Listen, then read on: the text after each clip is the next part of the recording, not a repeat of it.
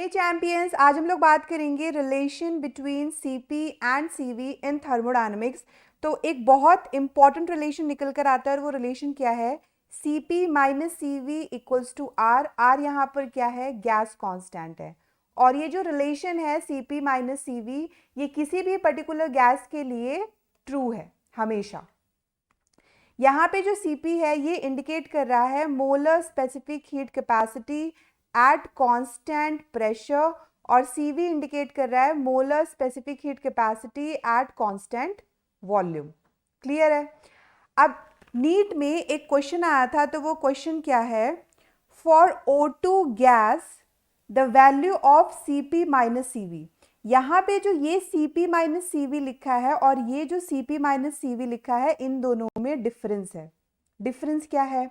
ये Cp और ये Cv बता रहा है मोलर स्पेसिफिक हीट कैपेसिटी के बारे में, और ये Cp बता रहा है specific heat capacity at constant pressure, और ये Cv बता रहा है specific heat capacity at constant volume.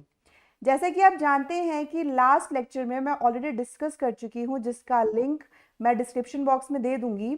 तो मैंने क्या बताया था कि जो मोलर स्पेसिफिक हीट कैपेसिटी होती है that is equal to molecular mass into specific heat capacity. तो रिलेशन क्या है? रिलेशन है Cp minus Cv equals to R। तो ये हो जाएगा molecular mass into specific heat capacity at constant pressure minus molecular mass into specific heat capacity at constant volume equals to R। अब O2 के एक एटम का मास कितना होता है? 16, तो 2 का कितना हो जाएगा? 32। तो ये आ जाएगा 32 Cp minus 32 Cv equals to R। तो यहाँ से Cp माइनस Cv क्या निकल कर आएगा? R by 32। तो अगर मैं ऑप्शंस को देखूं तो आपका फर्स्ट ऑप्शन आ रहा है 16R, सेकेंड ऑप्शन आ रहा है R बाय 16, थर्ड ऑप्शन आ रहा है 32R, और लास्ट ऑप्शन आ रहा है R by 32। So D is the correct answer. और इसी के थ्रू हीट का एक नया फॉर्मूला निकल कर आता है। तो वो फॉर्मूला क्या है?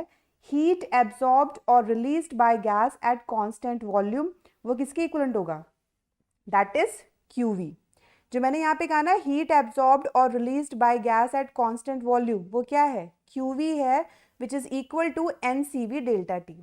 तो ये फॉर्मूला कहाँ से आता है? CV equals to Q upon N delta T। ये मैं ऑलरेडी बता चुकी हूँ।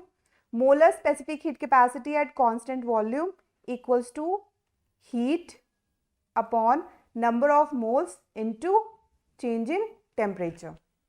तो यहाँ से जब मैं QV निकालूंगी, दैट इज हीट एब्जॉर्ब्ड और released by gas at constant volume, तो वो क्या आ जाएगा? NCV delta T। यस और नो? उसी तरीके से हीट एब्जॉर्ब्ड और released by gas at constant pressure, वो क्या हो जाएगा? That will be QP which is equal to NCP delta T। और ये कहाँ से आ रहा है? CP equals to Q upon N delta T। तो जो आपकी मोलर स्पेसिफिक हीट कैपेसिटी है एट कांस्टेंट प्रेशर, तो हीट भी क्या हो जाएगा? Eight constant pressure. क्लियर है?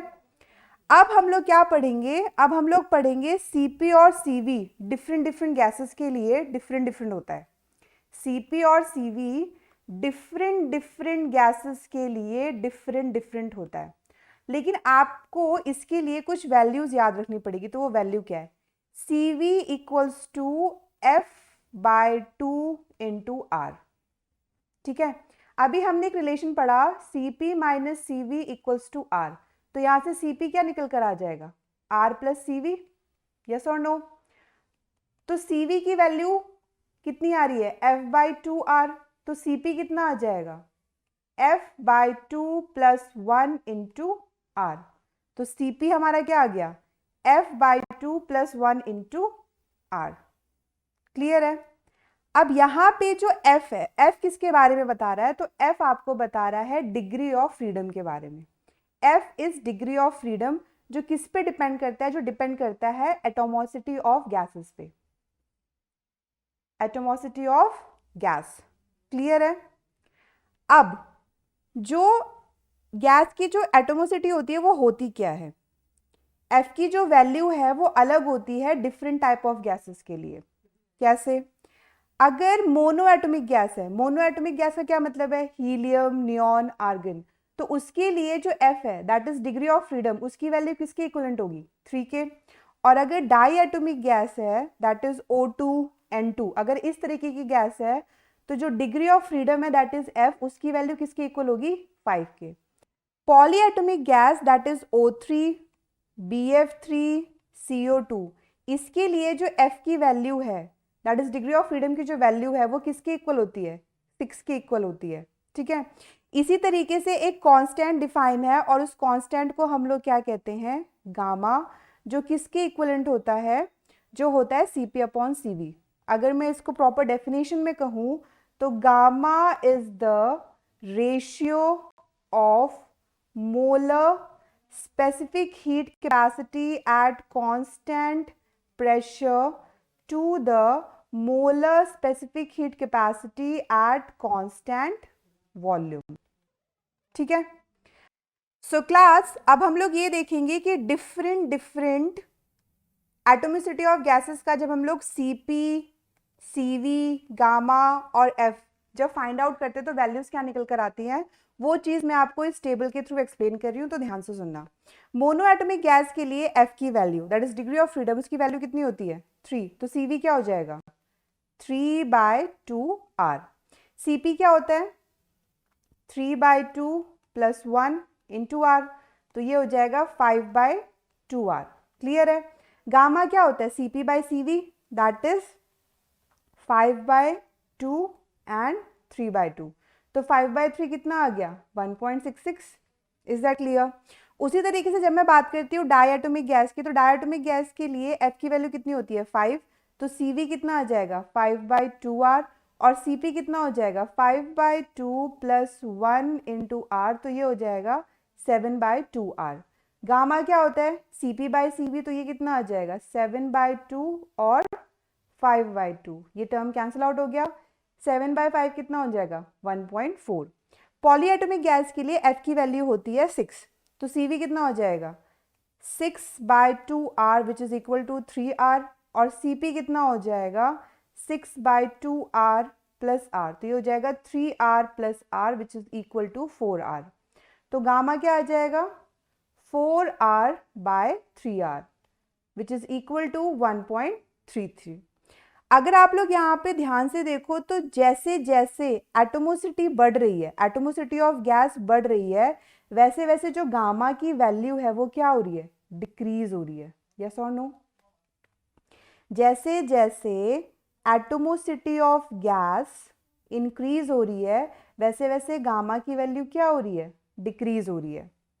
तो मैं ये कह सकती हूँ कि मोनो एटॉमिक गैस के लिए गामा की वैल्यू सबसे ज़्यादा है और पॉलीएटॉमिक गैस के लिए गामा की वैल्यू सबसे कम है, which means gamma is greatest for monoatomic gas and then diatomic gas and then polyatomic gas.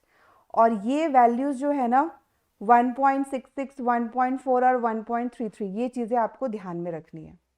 Understood, clear है। अब यहाँ पर अगर मैं बात करती हूँ गामा की वैल्यू की in terms of degree of freedom, तो एक और फॉर्मूला निकल कर आता है, तो वो फॉर्मूला क्या है, वो फॉर्मूला है गामा इक्वल्स टू 1 + 2/f।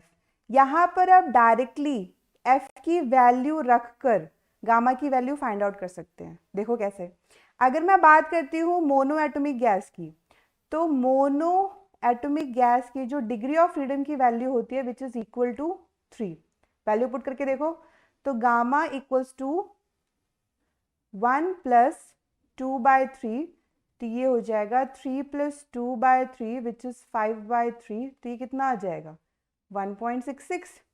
अगर मैं बात करती हूँ डाई एटॉमिक गैस की, तो F की वैल्यू कितनी होगी 5, तो gamma equals to 1 + 2/5, that is 5 + 2/5 which is equal to 7/5, तो ये कितना आ जाएगा 1.4, यस और नो। उसी तरीके से अगर मैं बात करती हूँ गामा इक्वल्स टू 1 + 2/6, ये किसके लिए है, पॉलीएटॉमिक गैस के लिए, तो हो जाएगा 1 + 1/3, तो 3 plus 1 which is equal to 4/3, तो ये भी कितना आ जाएगा 1.3। तो आप लोग गामा और डिग्री ऑफ फ्रीडम के इस डायरेक्ट रिलेशन से भी गामा की वैल्यू फाइंड आउट कर सकते हो। क्लियर हुआ? So class this is all about CP and CV. अगर आपको इस लेक्चर से रिलेटेड कोई भी डाउट है तो आप कमेंट कर सकते हैं। Till then keep smiling, keep shining and good bye.